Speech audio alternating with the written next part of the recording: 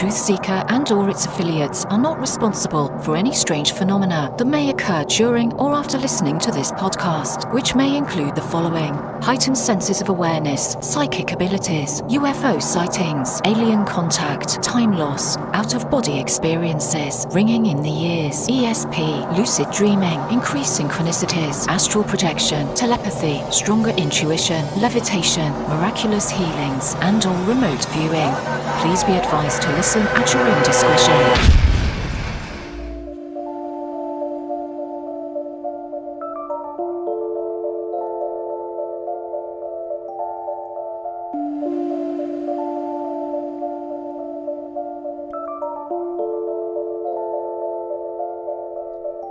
Won't you come and take me away? I just wanna be with you.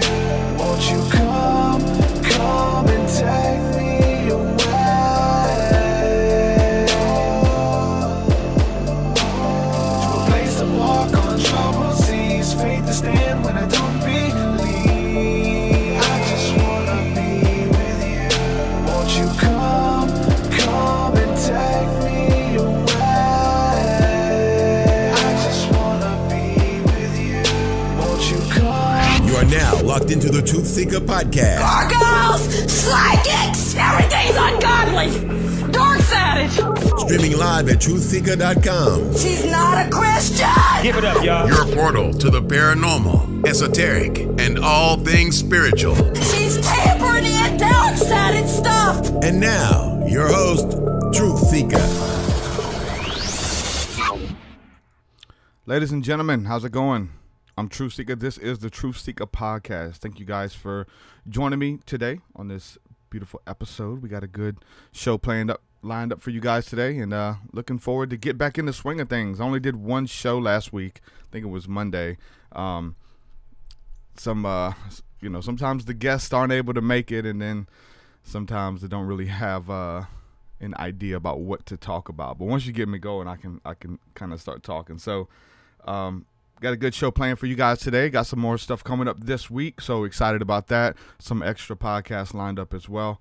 So want to give a huge shout out and say a huge thank you to everybody who is supporting the podcast and my music via Patreon.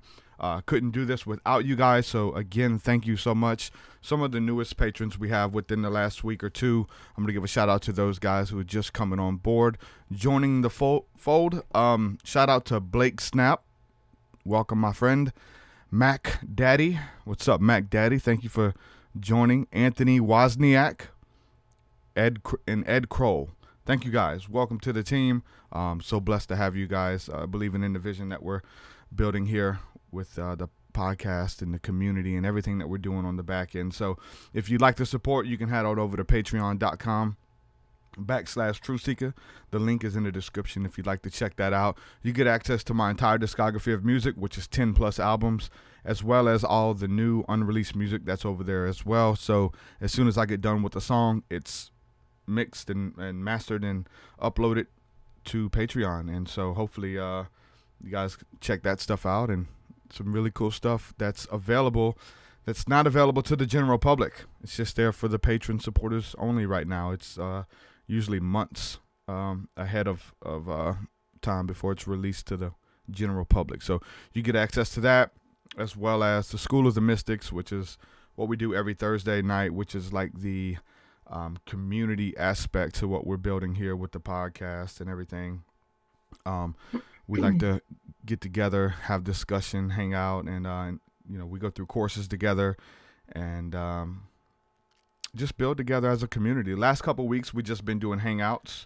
Haven't really been diving into any material, but we're about to get back into some more material. I got some messages on Patreon. People are who aren't able to make it on Thursday night, so we usually record those episodes for people to go back and listen to on Patreon, and I haven't been doing that lately, only because it's been just hangout and discussion and stuff. So once we get back into the courses, either this week or next, all that stuff will be recorded and uploaded for people who aren't able to join us live on Thursday nights. So you get access to all that stuff by becoming a patron at any level of giving. Anywhere from $1 a month is awesome. So thank you guys for all the support. Special shout out to Benny Ween. Special shout out to Adam Brink for supporting at the Diamond Body level. With that being said, without further ado, I'm going to bring in today's guest, and I'm speaking with Joy Elaine today. Joy, welcome to the podcast. How are you? Hi, I'm great. Thanks for having me on. Oh, I'm excited to talk to you. When I looked at your repertoire and your books and the things that you're bringing to the table, it's a wide range of topics. So it's really hard just to pinpoint. I like to kind of name the podcast as we go live, just to kind of give a general idea about what we're talking about. But you cover a lot of topics in your books and experiences throughout your life. So we're pretty much just, I guess, gonna do an overview of everything that you bring to the table, and I'm sure I can pull out some questions in and out of there that I already have. So if you want to start off, it'd be awesome just to kind of give an overview about who you are, what you bring to the table, and maybe just kind of set the books up a little bit would be great. All right, thanks, Derek.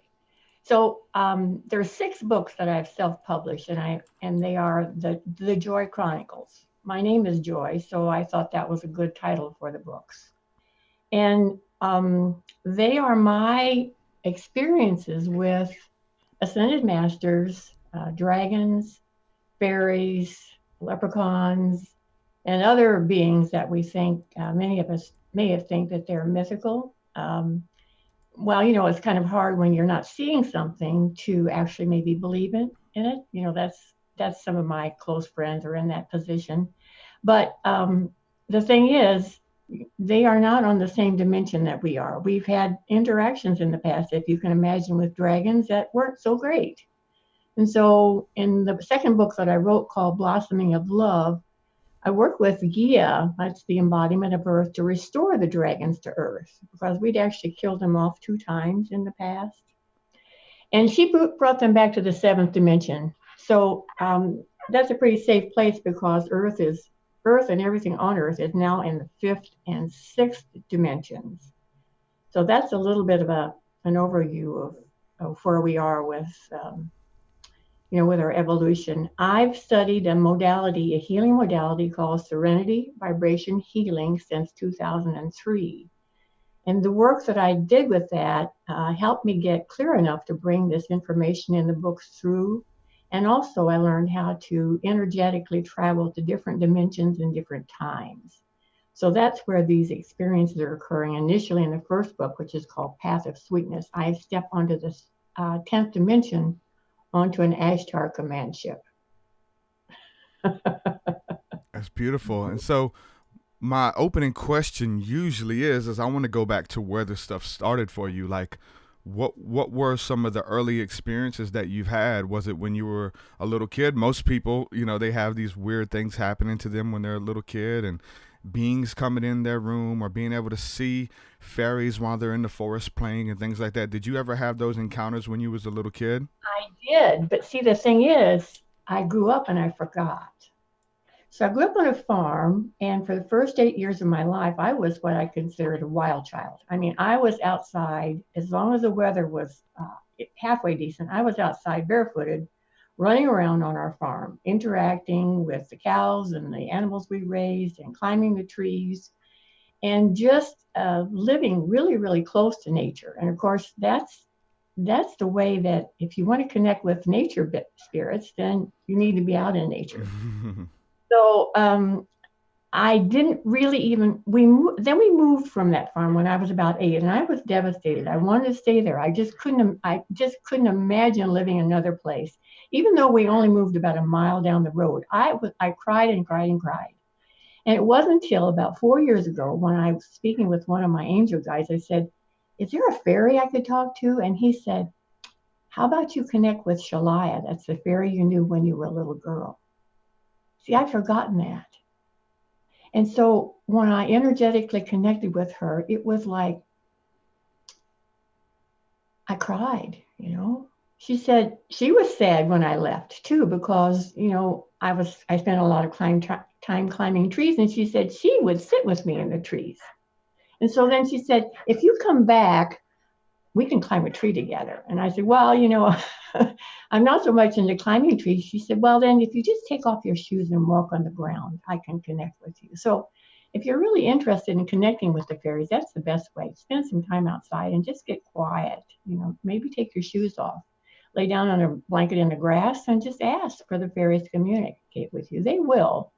And eventually you'll start maybe hearing them or seeing them if you haven't so far. Well, as everybody sees fairies when they're little, when they're a baby. Mm-hmm. And then we get a little bit older and we just kind of maybe, that's not supported in our family or our society. And so we just forget. We just let that go and pretend that there are no such things. Mm-hmm. That was how I reconnected with the fairy. And I did that at the end of the first book. And then books 2 through 6, there's just lots of fairy information. That's the thing, is where it connects with your imagination, right? Because we have all of these different, things that we're encountering, and a voice told me this, and I seen this in my dream, or whatever these different ideas are. But when that realm crosses over into our realm, is when things kind of get real, right?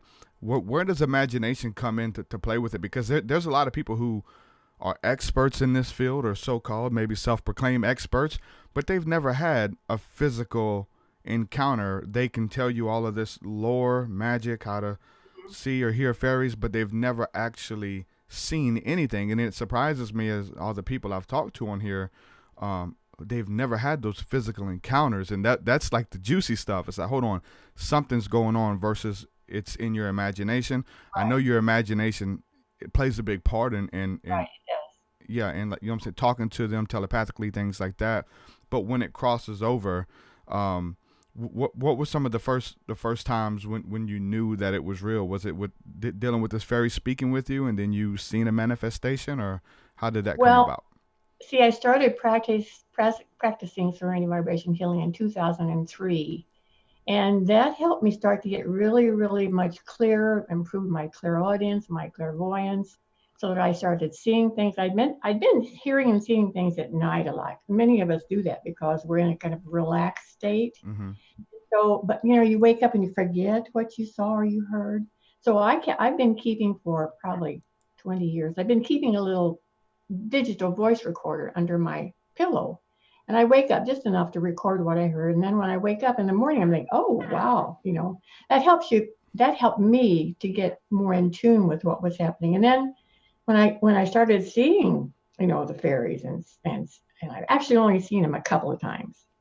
So it's not like, it really isn't an everyday experience for most people. And it's not really everyday for me, but I hear very, very clearly. So when you hear a fairy speak, or when you telepathically get a message, then, there's no need to try to convince yourself that they are real. I mean, it's just, when you have those kinds of experiences, people, when you hear another person's thoughts, or when you experience that paranormal event, nobody can tell you that you didn't experience that. So that was encouraging for me. And the coolest thing is, okay, you're wondering, well, when are people going to see these fairies? And when are they going to see the leprechauns? And when are they going to see the dragons? We're going to see all of them when we're in the 8th dimension. They'll be back, because at that point in our evolution, we won't be killing anything. We'll be able to coexist with those species and those beings. Now, how are we able to raise our vibration? So whenever we are in a relaxed state, or if there's things that you can do and ways that you can train yourself to see into those dimensions. So like through meditation, through trance state, things like that, are we able to kind of raise our vibration to kind of be in both dimensions at once when we're able to see a lot of that stuff cross over? Well, the good news is that we're all raising our vibration no matter what we do, because that's just the process that Earth is in. We're all lifting up. Now, it may not seem like that. I mean, there's a lot of chaos going on, but that's stuff that's coming up to be released. So, I mean, raising your vibration, that's a wonderful phrase that you brought to the table. I'm really glad you said it, because it can be simple. It can be simple things like stop watching the news. Yeah. Be a little more loving to yourself, or your kids, or your neighbors. Find a job that you really love instead of one that you hate. If you follow your passion in that regard, that's really important, because we've got the society that's just They're going to work every day and they just hate it. I mean, how joyful can that be for you? You know, we came here, we incarnated to be here at this time because this is the pinnacle time in Earth's evolution. It's a happening place. So consciously or unconsciously, everybody that's here now is taking part in this elevation, this evolution of Earth. So I think it's more fun to do it consciously. And the Joy Chronicles, the books that I've written, give you insights into what's happening and how you can be a part of the work we're doing. There's descriptions in the back of each of the books, how you can take part in the transmissions we send to Earth. I mean, this started in 2014 first transmission was April of that year. So you get a chance to actually travel in time, and it's easy. You're just doing it with your energy body, and it's easy to do. You just sit down and you look at the date in the book where this transmission happened, and you say, hey, I'm just going to shut my eyes and I'm just going to pretend that I'm stepping onto that spaceship and I'm going to take part in this work that Joy and Tonas, he's the Ashtar commander that I met in that first book, are sending to Earth. So you can send gifts to yourself from the past. How cool is that? Mm-hmm. It gets into just like some really weird questions. It's like, because I understand, like we're trying to make sense of it all, right? Everybody has these different stories that they bring to the table, and we got to figure out who's telling the truth, who's making it up, what's, are these good benevolent beings, or are they demons masquerading as angels of light, if you let some people tell it.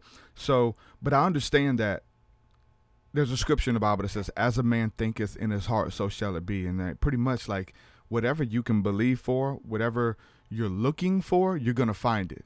If you want to see fairies, if you want to communicate with them, if you want to see them, if you want to communicate with gnomes and elementals, or you want to contact the light beings or the Ashtar commander, all of this stuff, you can do whatever you put your mind to. It starts off with your imagination. It's that weird blurry line is like, is it already real and I'm able to tap into those areas, or is it real because I believe it and I'm looking for it and it kind of becomes a part of my reality? Because there's a lot of people who will never experience this stuff ever, but we've experienced so much, and you've encountered so much over your life. So where does it begin with? Is it like, because whatever you're looking for, you're going to find, whether it's goods, bad, whatever outcome, fairies, entities, alien, you're going to find them. Whether they exist out there or they exist because you believe they exist. That's some weird in between realms there. But how much does that play in wanting to move forward and saying, are these real? Does it start with an idea of like, hey, we exist, won't you look for us or something? Or we're going to send these books to you, or you're going to see this in a movie and we're going to speak to you through that movie and get you to encounter us? Like, how does that really work with us pursuing this? Because it could be kind of weird. Like, hey, what are you doing? I'm trying to talk to the fairies. What? You're trying to talk to the fairies? What fairies? They don't exist. You're making it up. Yeah. Well, we do create our own reality. Individually and co-creatively, we're all creating that. And so in the past, these subjects have not even been able to be talked about. I mean, forget talking about fairies when I was growing up. I mean, I'm one of the baby boomers, we're one of the quote older generations. But I've seen things in the future, okay? First of all, the parameter that I set for the beings that I connect with are that they are of the light, and they are in the highest good for me and for the universe. So I'm not messing around with any of the lower energies, any adversarial energies. That's not where I am. I've got shields and I've got things in place, but I don't have any interactions with those kinds of beings.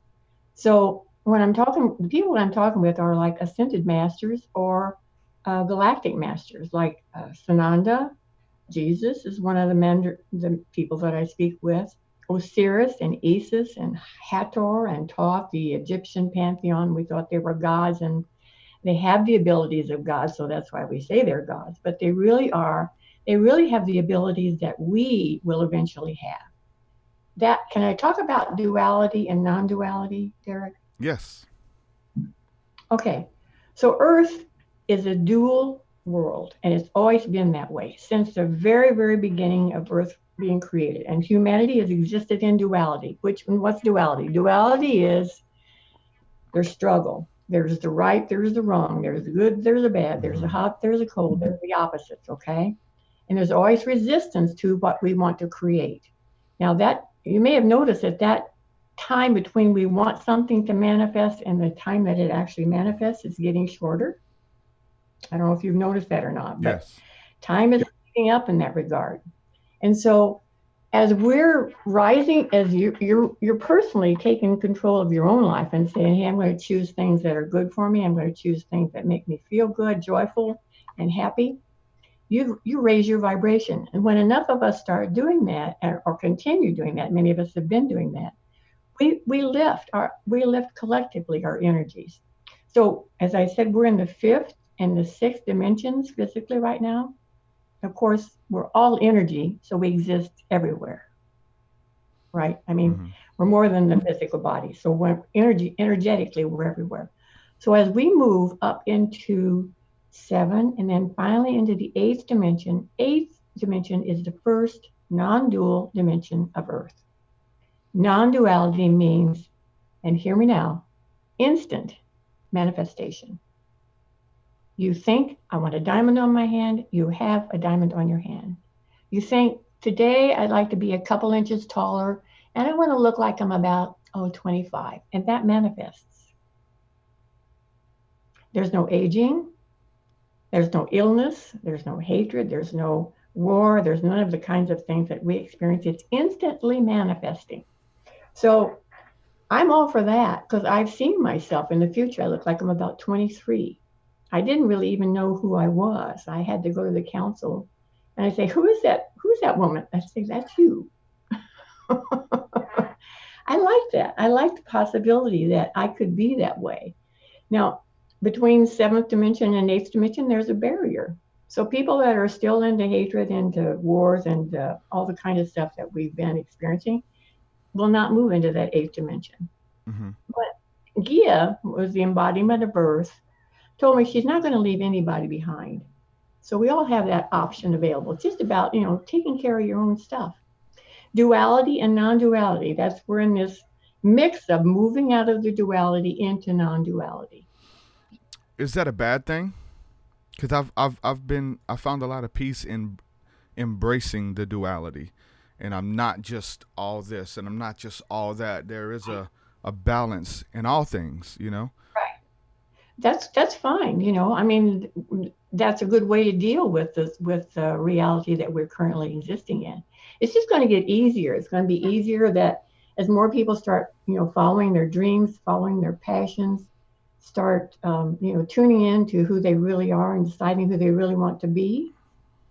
It all becomes more graceful. And that's really what the books are about. They're really about having fun while letting people know what's happening and giving them a chance to be part of what's happening in a more conscious manner. Okay? Yeah, that's key. So, having fun while doing it versus, I don't want to be here. I don't like I'm just mad at everyone and nobody believes what I believe, and I'm just discouraged. Like, that's not a good way to approach how's that it, going to get you anywhere? Nope. Yeah. And we've all done that. And I've got enough tools in my toolbox, my energy toolbox, that I can work on myself and let some of that stuff go, because it doesn't empower you. It doesn't lift you up. It doesn't make you happy. We just get in this habit of looking at what we don't like. Yeah. And of course, that just feeds that situation. If we can shift our thinking to start focusing on what we do choose, what we do want. Yep. Look for the good in your life. Look for the good in yourself. That's the magic key to do, and it can be a little bit challenging. Now, you're talking about challenging. What was some of the opposition that you faced when you embraced your destiny, when you said, okay, this is who I am and I'm going to walk in it, I'm going to tell people, I'm going to start writing books and go public? Because sometimes that's a big dark night of the soul, a big gulf and a gap in between of like, I know who I am, but I have to do it in secret. I can't let nobody know that I believe this stuff. Like, how long was that gap, and what type of opposition did you face when you finally say, you know what, I don't care what people think, this is who I am? Well, luckily I have a really good support group with the people that practice the serene vibration healing. We connect with each other and support each other. So I have people that have experienced the kinds of things that I've experienced. So, we're of like mind. Now, family is another whole story. Yeah. All right. I have two boys. Well, they're not boys. They're young men, 35 and 41. And I told the younger one a few years ago when I first started bringing this information to, I said, we don't have to die in the future. And he goes, Mom, everybody dies. Well, that's been true, and who would want to live forever if they or didn't feel good or if they had an old body? And that's not what I'm talking about. I'm talking about perpetually regenerating bodies in the eighth dimension and looking however you want and feeling great. So, I said, my sons want to believe me. And my older son said, Mom, when I see a dragon, I will be on your team 100%. So, you can't, if you experience something personally and it's vitally important for you to share it, you can't let what people say stop you. Mm-hmm. That was my main goal in writing this first book, because I wasn't going to write a book. I thought, what am I going to talk about? A friend of mine who's I work with energetically said, I see you writing all these books. And I kept thinking, no, she can't be right. And then when I met this Ashtar commander on that I talked about in the first book, stepped aboard his spaceship, I told you, his name is Tonas. He's over 25 million years old. I've seen him. He looks like he's 30. Okay, strikingly handsome. I wasn't expecting that. And when I did that, I thought, and I learned all these wonderful things that he was telling me.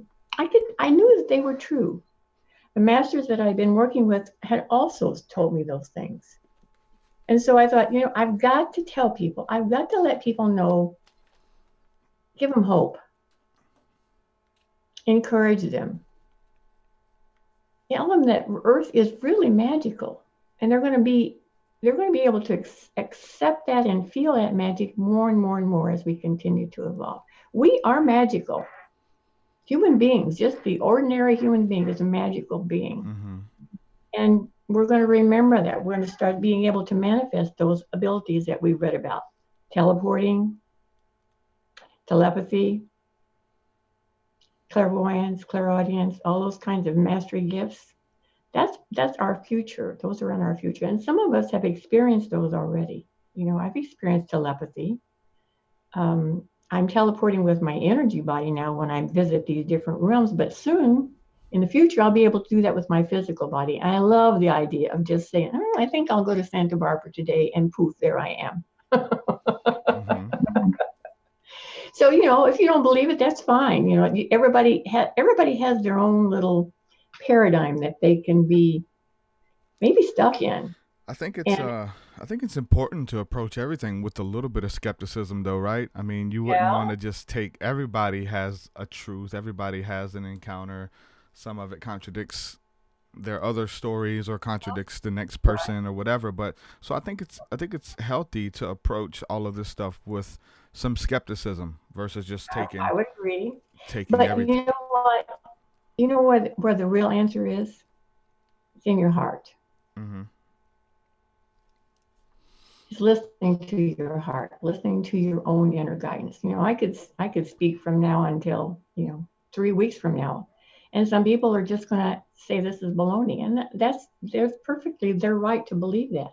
But if you tune in, if you stop and think about it, and just tune into your heart, that's the guidance that we're going to be using more and more, our heart consciousness. I mean, I'm not saying not to use your brain. That's important. We're taught to think, but you're not going to find the answers in this really here. The most important answers are going to come from brain mixed with heart. Yeah. That's where it becomes real. When you have these thoughts and ideas and things like that you believe in your mind, or have these awesome ideas, even in your heart, but you have to start speaking them out. You got to start creating it, confessing it, and you start seeing things around you change. You start seeing your job situation change. You start seeing your friends start changing and stuff like that, versus just being a victim of life or just being on default, and you just got all these friends around you who don't believe in you, and they they're kind of toxic in your relationship with them and things like that. But you can start creating that stuff as you believe it. If you can believe it, you can create it and bring it into your reality. And you know what I'm saying? Why wouldn't you? Why would you want to have a bunch of friends around you who don't support you and they envy you and all this kind of, you can create whatever you want. That dream job, you don't have to be stuck at this job. I don't care what kind of circumstances they are. You can create the job that you want for yourself. If you're creating a need, if you're feeling a need that exists, and I think everybody has those things within them that we can do. It's just being able to tap into it and believing it, because we've been told that, you know, your best days are behind you, and, you know, you should have tried 20 years ago or 10 years ago, and now you have a family and kids, so you're kind of stuck where you are. You know, you start believing all of that stuff and you just settle for default. But understanding the power of creativity, the power of your spoken word, and your thoughts have the power to create. That's why I really like the scriptures. It talks about renewing your mind over and over and making sure that you're thinking beautiful thoughts and you're filling yourself with love and unity and things like that, because the mind is powerful. The things that you're thinking about, you're going to create them. You're going to expect them. That's why when we're always in worry and doubt and stressing about bills and fears, when we keep thinking about that stuff just genuinely just keeps coming back to us. Right. Versus thinking about beautiful things and expecting blessings and expecting God to use us and help us to change other people's life. You have to rewire your brain, but when you start moving like that, believing like that, you start seeing that stuff happen in your everyday life, and all of those beautiful experiences that biblically the disciples, Jesus, they all experience healings and miracles and dealing with angelic beings on higher realms of density, traveling to other dimensions, and all of that stuff. They encountered that stuff on a daily basis. So it's really cool just whenever like all the holy books and some of the ancient books talk about this kind of stuff, because I deal with a lot of people who are coming out of religion, and they're scared to have this conversation, you know. But it's in the book. You're talking about leaving your body and traveling to other realms, but you said one day you're going to be able to take your body with you. The Apostle Paul had some very similar encounters where it was so real he didn't know if he took his body with him or as his spirit traveled to these other realms or whatever. So a lot of people feel like this condemning spirit when it comes to religion in the hierarchy, but the Bible really promotes all of this kinds of stuff. That's why it's really beautiful to talk about this stuff. Yeah, I like when you were talking about mastering. We call it mastering the mind. And I would like to direct people to my website, because some of the blogs that I've written, one is about, you know, self-love, how to love yourself more, dreaming the future.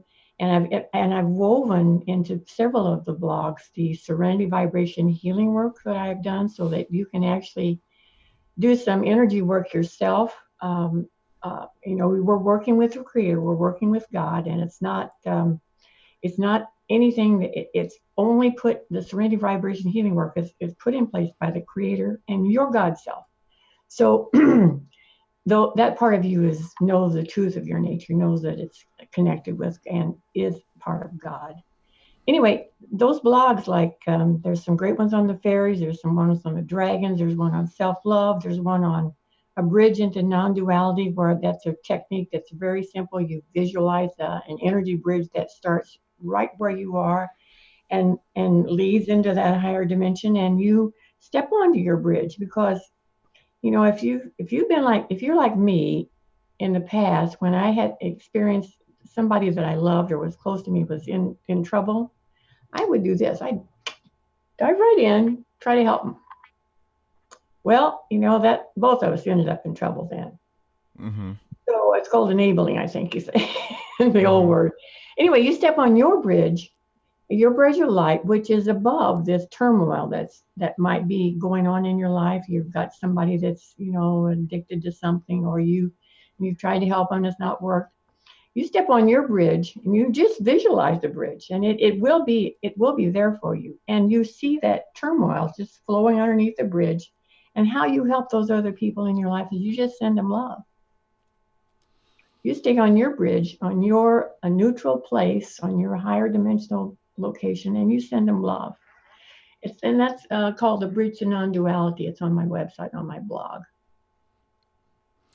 Awesome. Talk a little bit about your information regarding the Ashtar command.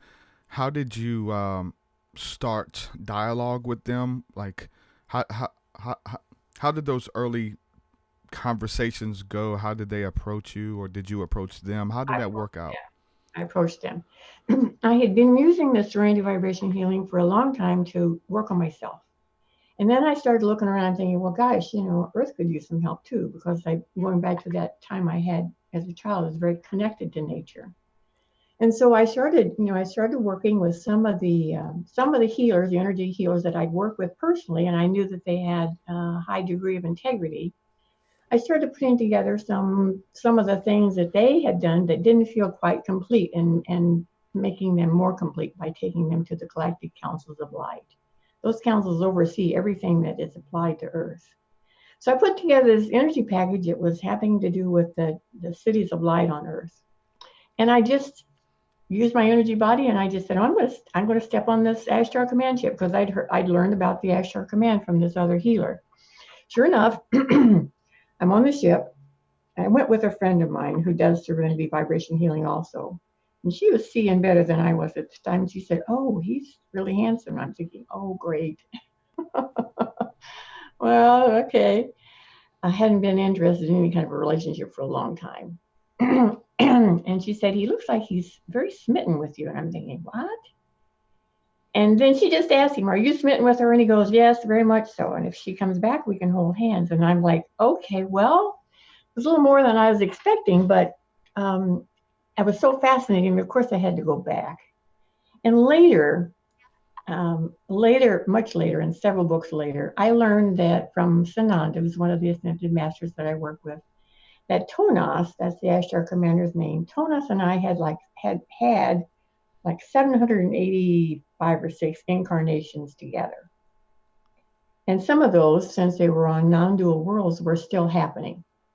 All right. So it's no wonder that out of the 86 million Ashtar command ships that were located above Earth at that time, 86 million, I stepped onto his ship.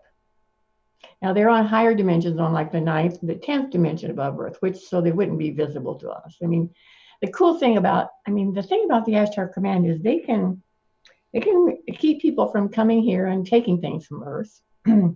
But they can't just come down and fix everything like my son wants them to do. He said, Mom, why don't they just come down and fix this stuff?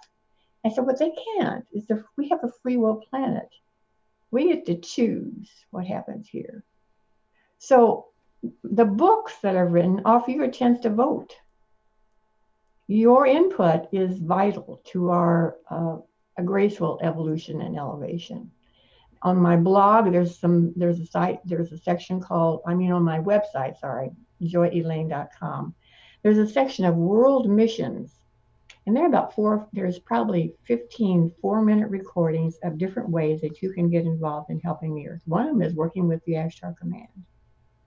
So 86 million ships, they are non-dual beings, and they are just here to support Earth. And they've been doing that for thousands of years. Have you ever? So you said that it's been something that you've been done in the whether it's the dream state or just leaving your body. Have you ever had any of those encounters that showed up in the physical realm, whether it be seeing UFOs or strange lights in the sky and them communicating with you that way? Well, when you talk the physical realm, there's so many different ways of being in the physical realm. And when I interact with these beings on the higher dimensions, I'm sleeping it and I wake up, or the books are actually, I'm sitting on the sofa in my front room, and I'm energetically transferring to these dimensions, and I'm speaking to them. And I've seen the genie that I meet in the first book. I've seen Tonas, the Ashtar commander, when I'm doing that. So I don't know. They didn't manifest in my front room because they're not supposed to do that. Mm-hmm. They're supposed to stay in those higher dimensions. Let me ask you this. Are you in, just, I want to be clear, are you in a relationship with one of these entities from the Well, Ashtar Command? he said, Tonas, okay, so let me explain. In the studies that I do with the Ascended Masters, we occasionally move back in time to take tutorials to study with them in ancient times. And Tonas, and the second time I met him in this timeline, he told me he'd known me for 1,000,000 years. He happened to see me at one of those ancient academies, and he wasn't allowed to talk with me because that would have been against the rules. He couldn't approach me, and I didn't approach him. But he followed me through time to all the tutorials that I've taken since then, and that's been since 2000, well, before 2014. I forget when I actually started that. So then when he said, well, when he'd known me for 1,000,000 years, I'm like, holy cow. And he's deeply in love with me. I love him, but I want to wait to experience the kind of love that they do in the higher dimensions, because there's no the relationships that I've experienced so far, you end up wanting to fix the other guy, and I don't want to do that anymore. I've avoided any kind of relationship. And he assures me that doesn't happen on the eighth dimension. It's a different kind of love. It's an unconditional, full-on love that I think I've experienced from my children, but I've never experienced with another man. So it is a romance. Mm-hmm. It's a long-distance romance. Yeah, that's interesting. Very interesting. Yeah. And let me tell you something else. I've seen the future where we have 2 children together. Wow. I've seen the children. Because they don't have babies in the higher dimensions the way we do. The child is not conceived inside the mother. It's conceived in an energy nest, but that's a mother and father form between them, and in the space between them. And it takes about six hours for the baby to mature. And the baby is born with the memories of the entire genetic line of both the mother and father. So pretty magical. Wow. Yeah. Let me ask you about dragons, because some people here want to know a little bit about the dragons. There's a lot of lore when it comes to dragons. They have, like in the Bible, it talks about the Leviathan, the behemoth, these type of creatures that maybe literally existed, maybe are spiritual entities or represent nations or people groups. But then again, if we look at the Chinese culture, we look at all the other cultures all over the world, dating back to ancient history, we always see these big statues and the veneration of the reptilian, the veneration of the dragon. What are your studies have shown you and experiences with the dragons? Well, I talk with Gia. Remember I said that's the embodiment of Earth.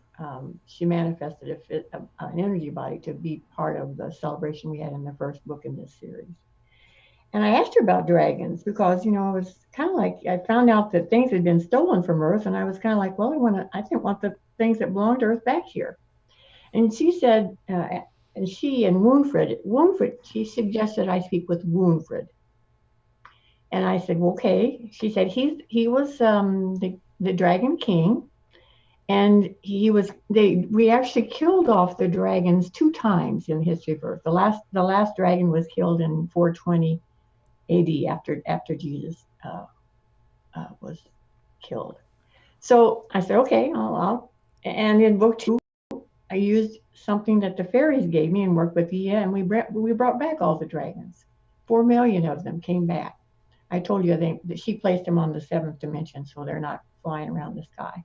So anyway, I decided I'd talk with Wounfred, and she said she told me that Wounfred was a healer when he was first alive, and he was a golden dragon, and he has a really, really deep voice. I mean, you can imagine the dragon. He's told me he's 5 elephants tall and weighs 40 tons. He's one of the biggest dragons, and they do fly. I actually invited him to join this council that we back in those times. raising a dragon. I said, well, why didn't the parents try to, rescue their baby? He said, well, they always did, but those, they're really fire. And they do cause, some situations with catching things on fire. So they're trying to teach the babies to be, to be calm around humans because they really want to coexist with us peacefully. I mean, 4 million dragons, flying in formation. Now they're not, they're not supported as well as they are in the, you mentioned China and England and, places like in Europe. People have more of an openness to believing in those kinds of beings. Here in the States, we're a little more skeptical. We're like, I don't know if that's really true or not. But, hang around, you're going to see them in the future. Yeah, those are it's interesting, especially when we look at like the Game of Thrones and things like that. Yeah. All the dragons that are coming back into the lore and things like that now. People are obsessing with dragons. Very interesting. Well, the fifth book in my series, a picture on the front of the dragon prince that was born Mother's Day 2015. And that is very accurate. I really worked closely with graphic designer and Woonfred from the descriptions he gave me. That so that you get a look at what a dragon looks like. That baby was born; he was golden. Woonfred said, it's traditional when the egg starts to crack open, they both parents breathe fire on it as the baby emerges, and I'm like, oh boy. But, that's just part of their ritual. So, people, I've talked with a lot of people who mentioned that Game of Thrones. I never watched it. I got a little bit into it, and it just was too violent for me. I'm really not into that. But dragons, are going to be part of our future in a peaceful way. So I'm excited about that. Coexisting with the dragons and the serpents. Yeah. Well, there's a species of reptilian that's not so good, but and I found that out in the book, but I really don't want to focus on that today. Yeah, definitely. Well, go ahead and plug your website one more time. My internet's kind of going in and out right now, so I'm afraid I'm going to lose you here shortly. Joy Elaine, JoyElaine.com. I'm on Facebook, and those are links on my website. I've got some great articles on my blog about leprechauns and fairies and King Arthur. King Arthur and Guinevere and the knights, several of his knights join our council in the second book. I've got Abraham Lincoln, John F. Kennedy, Cleopatra, Mark Antony Caesar on the council in book 2, Blossoming of Love. And check out the blog. I think that if you're struggling with anything, different areas in your life, I think some of those articles will really be helpful. I mean, just tune in with your, heart consciousness and say, is this for me? I hope it is. I think it would fit a lot of people because it's an easy way to start helping yourself. There's all the answers outside of you. So what? The answers that you intuit that are inside you, those are the ones that are important. One last question here, and I'm going to take this question from the chat. Christy Folks wants to know if there are good fairies and bad fairies, or are they all good? I'm glad she asked that question because I've read those books about, you eat something in the fairy garden and you'll never leave and they steal children. That is absolutely not true. There is no such thing as a bad fairy. Absolutely. That if you don't remember anything about this interview, they aren't. They are earth keepers. They are about joy and love. And without the fairies, this is what Mother Earth told me. She said, without the fairies, Earth would be dead. They support every living thing on Earth. All the trees, all the grasses, it's supported by the fairies. And the fairies exist everywhere except Antarctica, the Sahara Desert, and the ocean. Even if you live in a desert, as long as there's some kind of greenery, you're going to have a fairy garden there. And there's over 25 million fairies. They just cover the earth, and they'd love to interact with you. So get out there and work on the ground and say hi to your fairies. Put your feet on the ground. Yep, put your feet on the ground.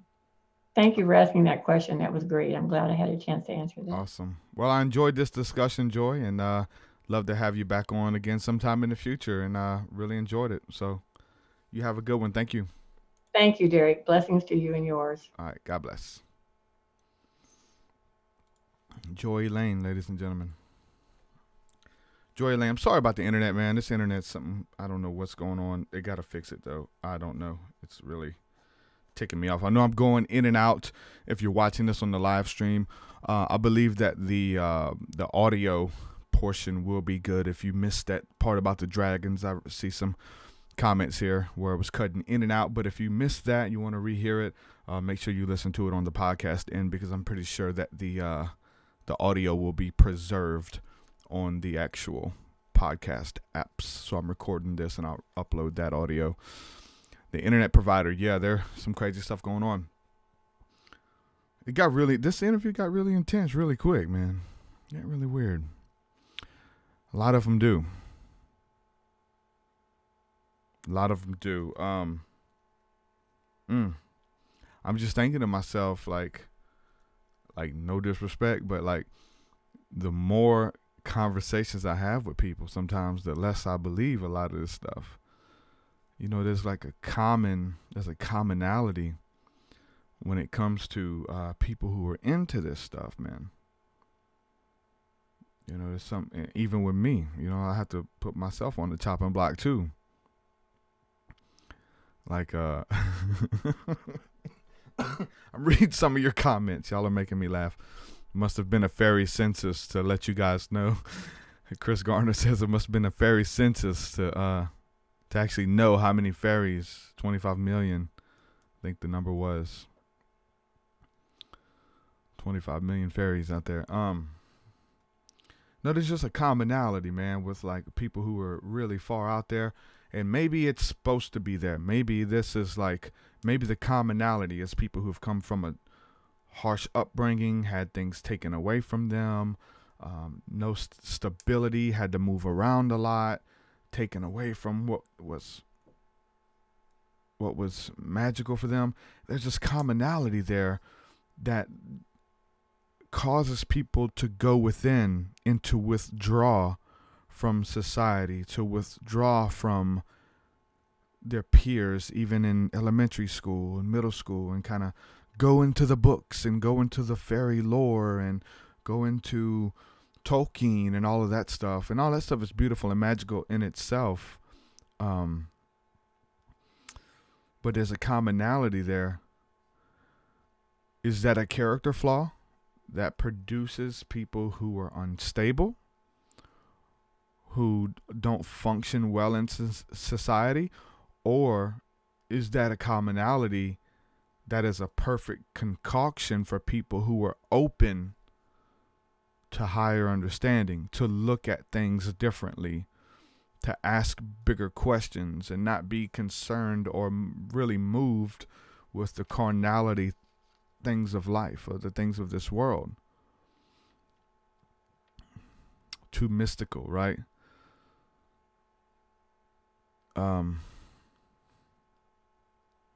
Because as you believe it, you create it, right? We've all got some crazy stories, right? I think that's one thing that links us together. Then it gets weird when you start having relationships with these angelic beings. I know, and I'm not the one to call demon and call this and call that, which I believe in that stuff. But I remember the last time that the angels wanted to have relationships with women, what happened? You know, Genesis 6, if you believe that narrative, that the angels looked upon the daughters of men and saw that they were fair and wanted to give them children. And let me show you what the children will look like. It gets weird. Chonas, the Ashtar command, all of these type of entities, like, just because I haven't experienced it doesn't give me the right to say that it's wrong or it doesn't exist. I mean, look at that, you know. But just because you have experienced it doesn't give you the fact to say that it's right or truth, right? I mean, It gets really weird. Gets really weird. Repeatability is one thing. It happening in your mind, happening in your imagination, happening in the dream state. To me, that's a little slippery. When it does cross over, that's mostly, and I'm taken back to the J.C. Johnson interview. Rest in peace, J.C. Johnson. But when I'm talking to him about spirituality and things that go bump in the night, he's into cryptozoology, and he says it becomes it lands in his realm or his field of study and research when something touches the ground, when something becomes physical. Ghosts and fairies and all of these things that live in other higher dimensions, aliens, whatever, is one thing. But when they exist and show up on the earth and move around and become physical beings, then it becomes something that I want to look into and research that we can actually track. And J.C. Johnson has been one to actually go out there and track these type of entities and Bigfoot and all of these crazy, excuse me, thunderbirds and things mentioned of in cryptozoology, things that put their feet on the earth, you know what I'm saying? And so that's the parts that interest me. And so there's a lot of people who I've talked to who haven't had those physical encounters. It's been, but what's real? The physical, just because it shows up physically doesn't mean it's more real than the spirit or the essence of something. The spirit of it, right? I mean, just because you can't see it doesn't mean it's not real. Look at the wind. I mean, look at, some people say God, I can't see God, but you see the essence and the life force of God, of the wind. You feel it. You're moved by it. It doesn't mean something isn't real just because you can't see it. There's so much stuff going on, even with this blasted internet, these signals being shot everywhere. Y'all can't see that, but you've experienced it, because I've been able to go live and talk to a lot of people at one time, or lack of when it's messing up, right? We're able to experience it. But it gets weird, especially the relationship thing. You know what I'm saying? So, and Chris is talking about psychology here. Why do you look for that stuff? Like, why do you need a relationship with an entity? Like, why do they want to be with you intimately? It's because you have failed relationships. Did you lose a husband that you were really close with? I mean, I've talked to those ladies, you know what I'm saying? And there were similar stories who were in failed marriages because of their work or whatever the case is, or the husband went out of wedlock. So it's okay, I got a husband who won't leave me. I mean, that even goes into the Christian psychology of it. I'm married to Christ. He'll never leave me. He'll never forsake me. Unlike some people, he will never leave me, never forsake me. So you can benefit from that ideology, that understanding, that truth. I talk about that on the aspect of a father, having a father walk out and leave me. But I now have a father who will never do that. And it's personified through Christ, through the Godhead, Father God. Why do you call God Father? Well, because he is, So that's the with God, like, we're just trying, okay, are we mixing it together? Like, we just got to have the conversation. Like, the name for God is Yah or Ahaya. Ahaya, Ashtar Ahaya means I am that I am, and I will be whatsoever I will be. And so essentially, like, the universal essence of God will be whatever you need him to be. If you need God to be a father, he'll be that. If you need him to be a mother, if you need it to be a husband, a friend. So you attract that. That's what you need. And that's what it shows up to you as, whatever you need at that specific time. And it becomes real to you, and other people won't experience that. And it's just this really weird realm, because we're talking about things that you can't see. We're talking about things that you can't experience. But when it comes to having relationships, extramarital relationships with entities, Chris Garner's posting the red flag. I seen that because when it comes to having relationships with entities, man, like, I've tried to do some stuff like that in the past, years ago when I was young. Ended up getting possessed, man. Ended up getting possessed trying to have relationships with entities. Doing rituals out of the Satanic Bible and things like that, with making pacts with female demons or whatever you want to call them. Just gets really weird, man. You have to draw a red flag. You have to use caution. You have to approach this with skepticism. But then again, just because I haven't experienced it, just because you haven't experienced it, doesn't mean it's not real. But there's those people listening who have experienced it, who knows all too well what it's like to feel that way. I do see that commonality, though, there with a lot of people who've been unstable. And me, I've been, had that childhood, moving from school to school.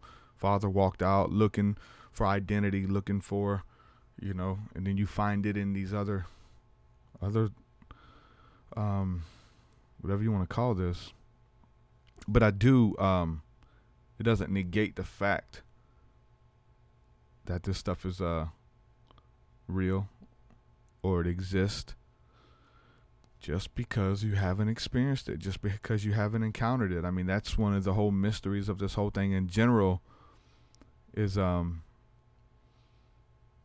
we're able to experience things that other people will never experience. That's a weird notion. I believe that. Biblically, I believe that. Like, I'll show you things that you don't know and can't find out. That's what a promise from God. Gets really, really slippery. But it's like the more I talk to people, man, it's I'm a skeptic. I'm Thomas, the doubter. I doubt it. You got to show me. Show me. We can go within, and we're opened up to a whole realm through spirituality, through our mind. We create things.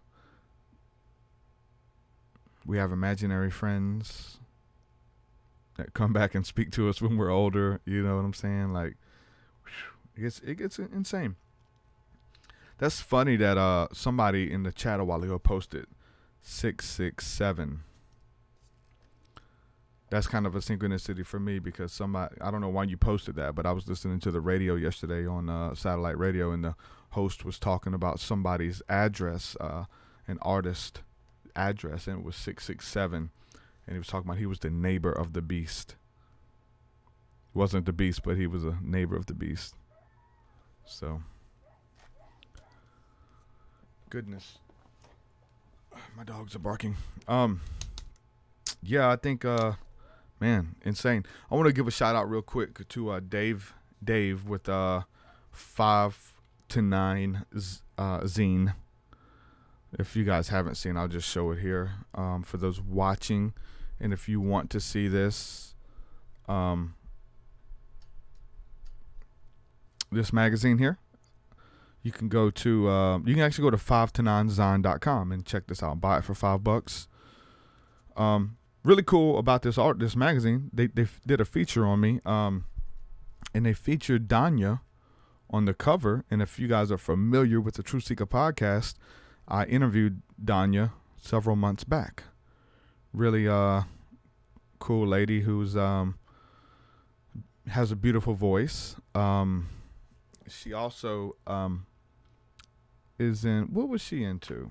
Sufi? No, I can't remember it now, but she was into it was like the offshoot of the a Hindu tradition. I can't, for some reason, the name is I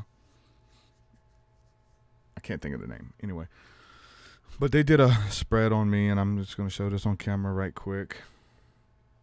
And they did a spread on me and did an interview. It was really cool. So if you guys want to check that out, you can go to 5to9zine.com, pick it up for $5. make history. So yeah, shout out to Dave and 5 to 9 Zon for putting this together, doing a featurette on your boy, asking me about life and all this cool stuff. So yeah, Danya was a really cool guest I had on here too. So that's a series as well. Sherry says, sounds like her imagination, casting down all imagination that exalts itself against the knowledge of God. Here's the thing though, like, which parts of that cast itself against the knowledge of God, and which parts of the imagination does it take to believe in the higher realms, to even believe in Christ? Like, we're talking about, like, I'll just say it, like, that lady believes some pretty far out there stuff, some pretty weird stuff.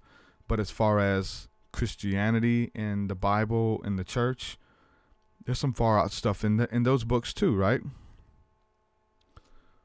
There's some pretty far out stuff in there. So it's so funny that, like, people who are into the Bible or into Christianity will make fun of, oh my God, you believe in this, oh, you know, and they make fun of you and all that kind of stuff for being far out there. When the Bible is pretty far out too. Like, you have to believe in some pretty crazy stuff to believe in the Bible, and you know, it's just part of it. It takes faith. Supernatural realms exist, and they're kind of iffy. They're blurry. We don't know everything. We don't have it all figured out. It would be too easy then, you know. But I really do think that, you know, bringing all these conversations together, there's something you can glean from, you know. Like, if we look at like I said, the disciples, the apostles, the prophets, like, those were some really spiritual people who were stargazing, who were in contact with God, the voice of God, the cloud of God, the fire of God. You know what I'm saying? They seen crazy miracles because they believed it. And they trusted that inner intuition, that inner guidance system, that inner GPS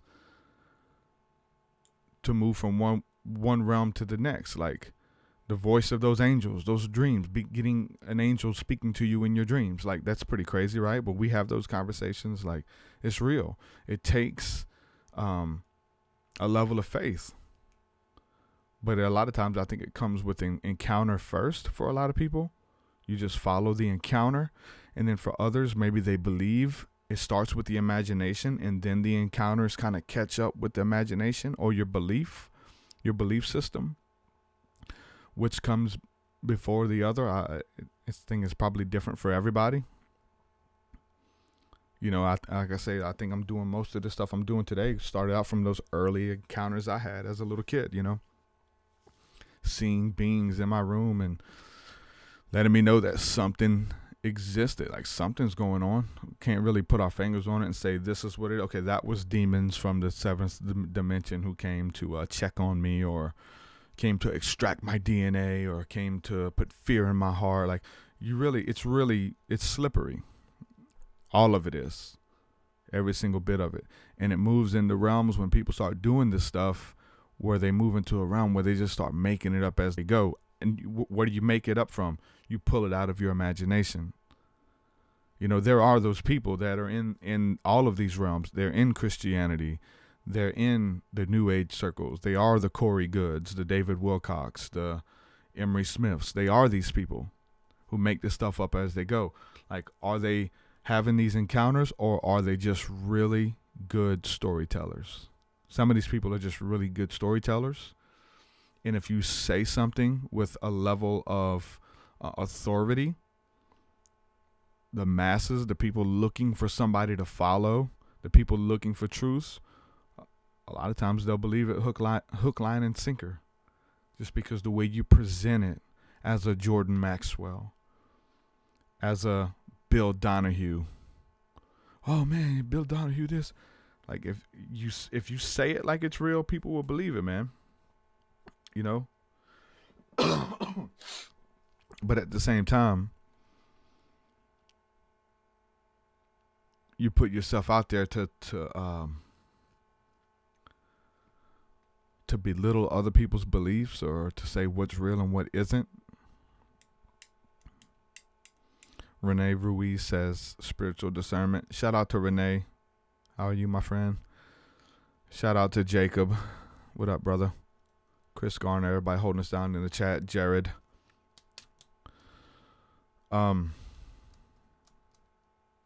Yeah, Sherry says, once you fight demons, I think you keep your guard up a little more. Yeah, I do say that. I have, and because that's where I come from, right? Demonic realm.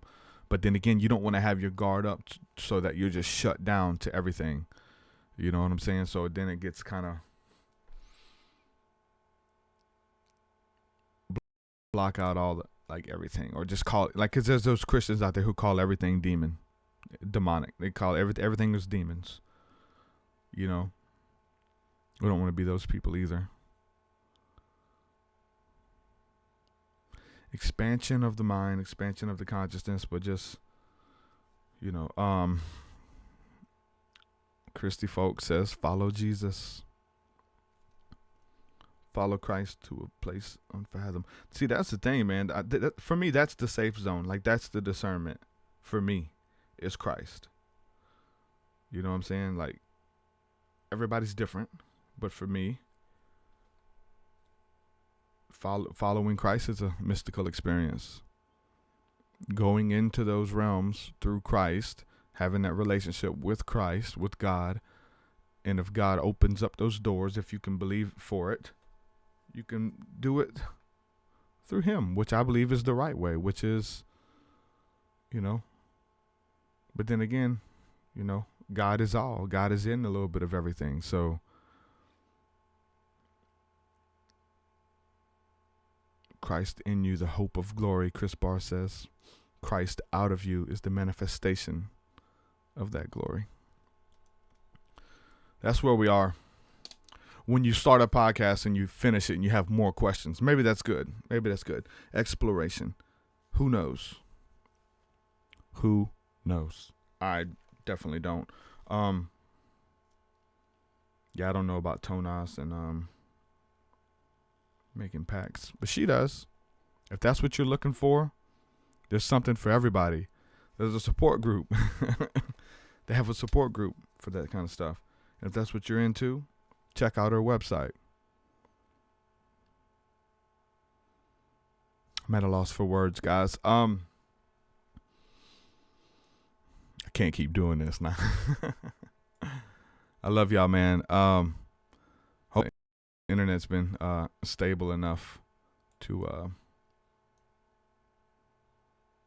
broadcast this, but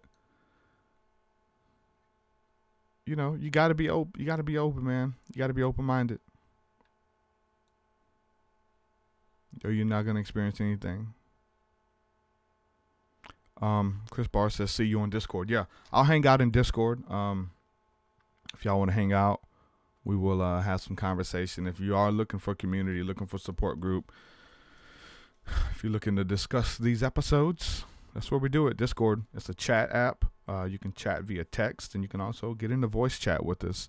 The app link is in the description. You can download it on your phone or your computer. Make sure you hang out with us over there. We got some really cool people, really cool community that we have over there. So if you're looking for community, join us there. Be sure to support the work, support the podcast on Patreon, patreon.com/TruthSeekah.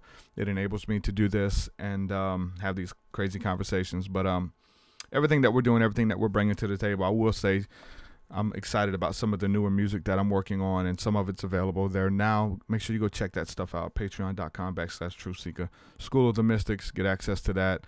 And yeah, without that's pretty much it. That I'll plug the Audible as well, because Audible supports the show pretty good when people sign up. So if you want to download a free audiobook, head on over to audibletrial.com/TruthSeekah. audibletrial.com/TruthSeekah. The link is in the description as well. You get to download a free audiobook by signing up. It doesn't even cost you anything. You can sign up, get your free book, and then cancel, and you'll never be charged. But yeah, it's a really, really cool app. Audible is pretty dope. It's cool to have you listen to audiobooks when you got other stuff going on as well, multitasking or driving or whatever the case is. And it supports the show. Head on over there, check that out. You don't know what books to read. 2 books that I will definitely tell you to check out is, one is The Final Quest by Rick Joyner. That book changed my life, my view on spirituality, my view on spiritual warfare.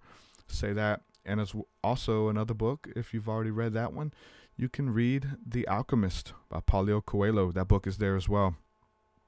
So make sure you go check out that stuff. And like I said, they support the show. I get a kickback on that. Chris Garner says, these other dimensions and alternative realities are a slippery slope.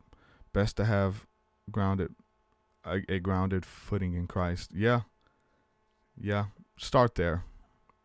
Because that's all the mystical experience you need. You have access to everything through Christ. You really do. Don't fight it. That's really what it comes back down to. And whatever Christ leads you to, you know what I'm saying? Like, do that.